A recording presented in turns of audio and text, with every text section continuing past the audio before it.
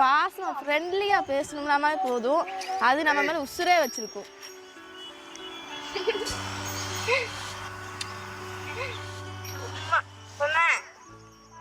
எங்கள் வீட்டில் வந்து பெரிய ஸ்டைலு சின்ன ஸ்டைலு 2 பேர் இருக்காங்க. தம்பிங்க மாதிரி 2 பேருமே. என்னோட தம்பி பூனேஷ்க்கு அடுத்து இவங்க 2 பேர் இருக்காங்க.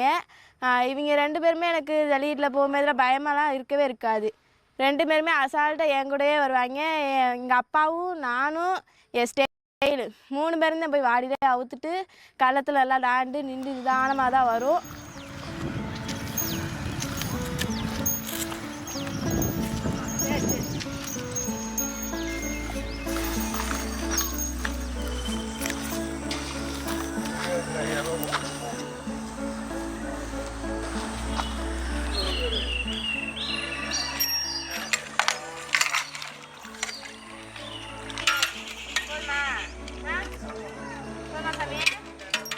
வீர தமிழச்சி அவனியாபுரம் அழகர் கோயில் மாடுப்பா. வீர தமிழச்சி மாடு ஆத்தாடி மாடு வெற்றி பெற்று இருப்பான். சலங்க சத்தம் சும்மா சலக்கு சலக்குன்னு அருமையா போகுது. மாடகுளம் கிராமம் சேகர் மாயாண்டி மாடுப்பா. மாடகுளம் கிராமம் சேகர் மாயாண்டி மாடு. அந்த பாப்பா தங்க காசு வாங்கினோட பொங்கல் வாழ்த்துக்கள் சொல்லுது அமைச்சர். ஃபர்ஸ்ட் வாங்கினா பெரிய ஸ்டைல் வந்து அண்டா, தங்க காசு, ஃபேனு, டைனிங் டேபிள் அலங்கார டேபிள்னு சொல்லுவாங்க அது. அதே மாதிரி தான் சின்னவனா அலங்கார டேபிள், தங்க காசு, அண்டா 2 பேர் போட்டு வாங்கி கொடுக்குறாங்க.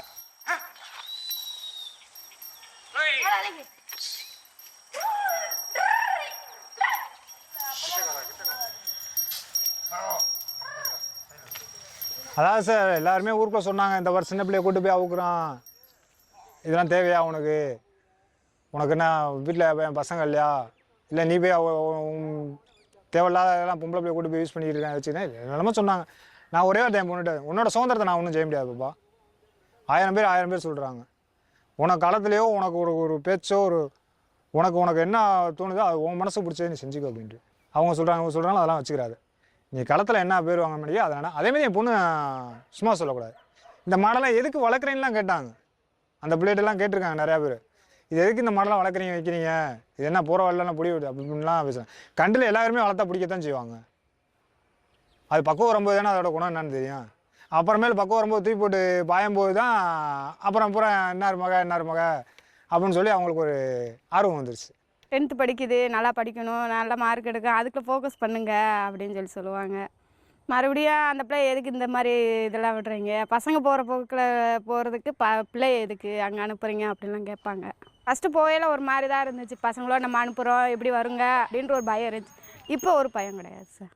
அந்த பிள்ளையா என்ஜாய் பண்ணி பார்க்குது, அதில் ரொம்ப ஆர்வம் செலுத்துது.